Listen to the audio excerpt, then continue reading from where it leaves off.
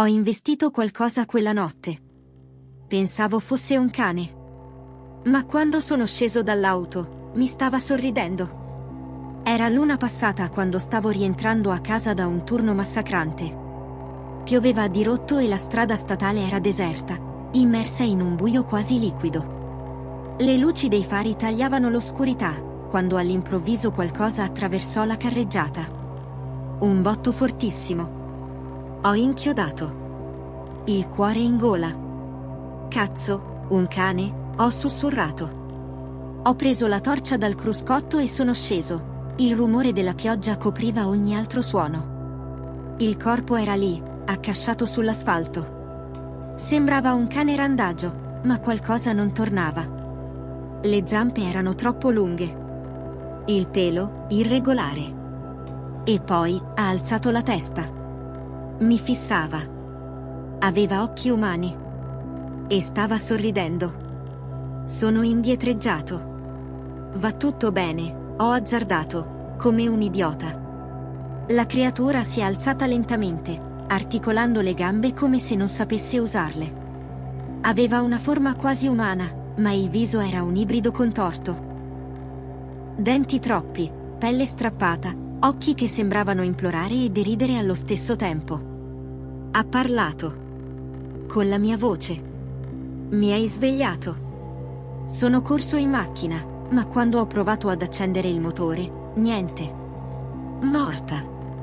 Col fiatone, ho chiamato il soccorso. Una voce mi ha risposto, ma non era l'operatore. Dove credi di andare? Disse. Era ancora la mia voce. Il parabrezza si è appannato dall'interno. E poi ho visto la scritta, tracciata con un dito invisibile. Ci vediamo a casa. Giorno dopo, casa mia. Non ho raccontato nulla a nessuno. Solo incubi, mi sono detto. Ma stanotte, il mio cane ha cominciato a ringhiare verso il corridoio. Io ero solo. E poi l'ho sentita. La mia voce. Dal bagno. Hai lasciato la porta aperta. Sono entrato. Lo specchio era appannato. Nel riflesso, non c'ero io. C'era lui. E sorrideva. Se vuoi davvero risparmiare, c'è un vecchio motel sulla statale, chiuso da anni, nessuno ti dirà niente se ci dormi una notte. Così mi disse il barista di quel paesino dimenticato dal mondo. Pioveva, era tardi, e il mio cellulare era quasi morto. Ero in viaggio per un colloquio, e dormire in macchina non mi sembrava un'opzione. Così, decisi di seguire quel consiglio stupido. Il motel stava lì, in fondo a una strada sterrata, inghiottito dai rovi e dal silenzio. Il cartello era ancora appeso, inclinato, con le lettere sbiadite, Motel Luna Blu. La serratura era rotta. Entrai. C'era puzza di muffa, ma almeno un letto c'era. Trovai una stanza apparentemente intatta. Mi svegliò un rumore, un raschio lungo la parete, seguito da un colpo sordo. Pensai fosse il vento. Poi un sussurro, appena accennato. Non dovevi entrare. Mi alzai di scatto. La stanza era gelida. Guardai sotto il letto ma non trovai niente. Ma quando mi voltai, la porta era chiusa dall'interno. E non da me. Provai a uscire ma era bloccata. Urlai. Nessuna risposta. Poi la TV, morta da anni, si accese, mostrando una registrazione in bianco e nero. Un uomo, legato al letto della stessa stanza, piangeva. Dietro di lui, una figura magra, nuda, con la pelle grigia, lo fissava. Mi sentii mancare. Cercai di rompere il vetro della finestra, ma era come plastificato. Come se fosse finta. Poi, di colpo, apparve nello schermo il mio volto. La stessa stanza. Io, addormentato. E dietro di me, quella cosa. Mi voltai lentamente. Nulla. Ma il riflesso nella TV non mentiva. Era lì. Dietro. Non riuscivo a urlare. Una mano fredda mi toccò la nuca.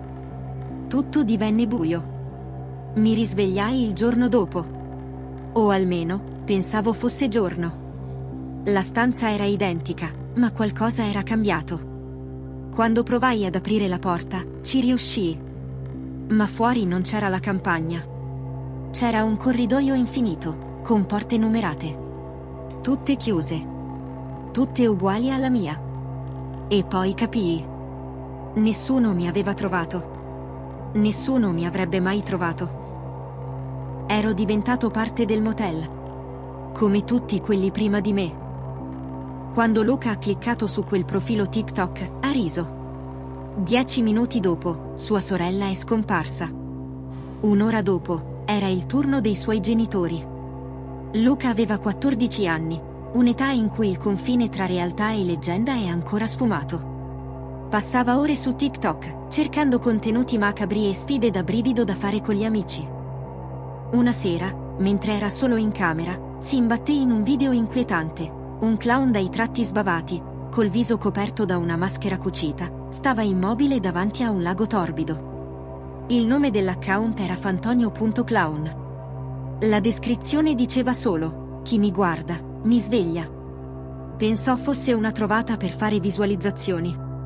Ma quando aprì i commenti, trovò solo il simbolo del palloncino ripetuto centinaia di volte. Nessun testo. Nessun nome utente. Solo palloncini rossi. Da quella notte, tutto cambiò. Sua sorella minore, Giulia, non si svegliò più. Fu trovata nel letto, occhi aperti e un'espressione di puro terrore. Nessuna causa apparente. I genitori di Luca, devastati, cercarono risposte, ma in pochi giorni anche loro iniziarono a comportarsi in modo strano, parlavano nel sonno, ridendo. La madre si lacerava la pelle nel sonno, mormorando: Fantonio è tornato. Una mattina, Luca li trovò entrambi annegati nella vasca da bagno, con il rubinetto ancora aperto. Sullo specchio c'era scritto con il vapore: ridi con me. Luca finì in affidamento a uno zio in un villaggio vicino a un lago, lo stesso lago che appariva nel video. Una sera, attratto da una risata lontana, uscì di casa. Camminò fino al molo. Lì, sull'acqua immobile, galleggiava un palloncino rosso. Il profilo TikTok era stato eliminato, ma quando accese il telefono per fare una foto, lo schermo lampeggiò. Il volto del clown comparve all'improvviso: ora tocca a te, Luca. Lo ritrovarono giorni dopo, sulla riva, gli occhi svuotati, la bocca cucita. Nessuna impronta. Solo una scritta graffiata sul pontile. Chi racconta questa storia, lo risveglia. Quando Filippo ha scoperto cosa c'era davvero in quel panino, era troppo tardi. Ogni notte, all'angolo di una zona industriale dimenticata da Dio, apriva il suo chiosco un uomo silenzioso, dalla barba ispida e gli occhi di vetro. Si faceva chiamare Gino, ma nessuno sapeva da dove venisse o dove andasse dopo le 3 del mattino. Il suo chiosco si chiamava Sapore Vero e si diceva che preparasse i migliori panini della città. La fila iniziava già a mezzanotte: camionisti, nottambuli, poliziotti fuori turno, gente sballata. Tutti giuravano che quella carne era diversa, succosa, tenera, quasi viva. Una notte ci andò anche Filippo, un videomaker in cerca di storie misteriose per il suo canale. Infilò una GoPro nascosta nella giacca e ordinò un panino speciale. Gino lo guardò per qualche secondo, poi sorrise. «Vuoi il vero sapore?» disse, e gli servì un panino grondante salsa rossa.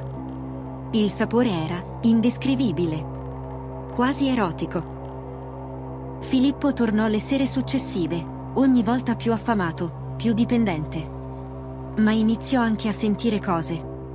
Sospiri nelle orecchie, pianti nel vento. Una sera, deciso a scoprire cosa ci fosse dietro quei panini speciali, Filippo seguì Gino dopo la chiusura. Lo vide entrare in un magazzino abbandonato. Forzò la porta sul retro e filmò tutto: tavoli in acciaio, ganci da macelleria, sangue rappreso. E un congelatore. Dentro, arti umani sezionati con cura chirurgica, etichettati con date e nomi. Filippo vomitò. Ma mentre cercava di scappare, inciampò. Il rumore attirò Gino. «Non dovevi vedere», disse, serrando la porta. Gli mostrò le registrazioni di sorveglianza. Marco aveva mangiato carne umana almeno 4 volte. Ora sei uno di noi, sibilò. La polizia trovò solo il suo zaino e una GoPro rotta. Nessuna traccia del corpo. Il chiosco Sapore Vero riaprì 6 mesi dopo, in un'altra città. Non ho mai sentito la porta aprirsi. Ma so con certezza che ogni notte non ero sola. Mi chiamo Lisa, ho 35 anni e vivo in periferia in una villetta tranquilla. Quartiere silenzioso, pochi vicini, nessuno che disturba. Lavoro da casa come grafica e spesso passo giorni interi senza uscire.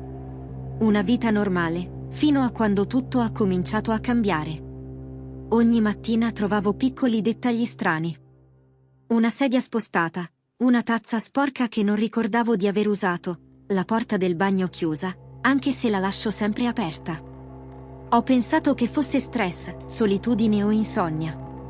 Finché non è successo davvero. Quella notte mi ero addormentata sul divano, guardando un vecchio film. Alle 3:14 di notte, mi sono svegliata di colpo. Nessun rumore forte, solo quella sensazione orribile che qualcuno mi stesse fissando. Mi sono alzata piano. Ho controllato ogni stanza, ma nulla. Le finestre erano chiuse, la porta d'ingresso era chiusa a chiave.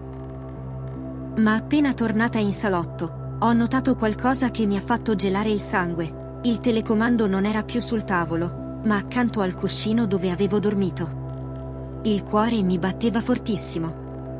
Guardo il muro e noto una scritta, tracciata col mio stesso rossetto. Ti guardo mentre dormi. Ho abbandonato la casa e ho dormito in hotel per una settimana. Tornata, ho cambiato tutte le serrature e ho deciso di installare telecamere e microfoni. E finalmente, una notte, l'ho visto. Alle 2:46, una figura si è sollevata dal pavimento della cucina. Come se fosse uscita da sotto la casa. Pelle pallida, occhi completamente neri. E ha iniziato a muoversi a 4 zampe verso la mia stanza. Ho chiamato la polizia. Sono arrivati, hanno perquisito la casa e non hanno trovato nessun segno di intrusione. Ma quando hanno visto la registrazione, uno degli agenti è uscito a vomitare. Mi hanno detto solo, vendi la casa. Non restare qui. Ma io volevo sapere cosa fosse e da dove venisse. Così, quella notte, sono rimasta sveglia. E alle 3 esatte, si è rifatto vivo. Non ho avuto il tempo di urlare. L'ultima cosa che ho visto prima che tutto diventasse buio è stata una nuova scritta, incisa col sangue, questa volta sul soffitto. Ora sei mia.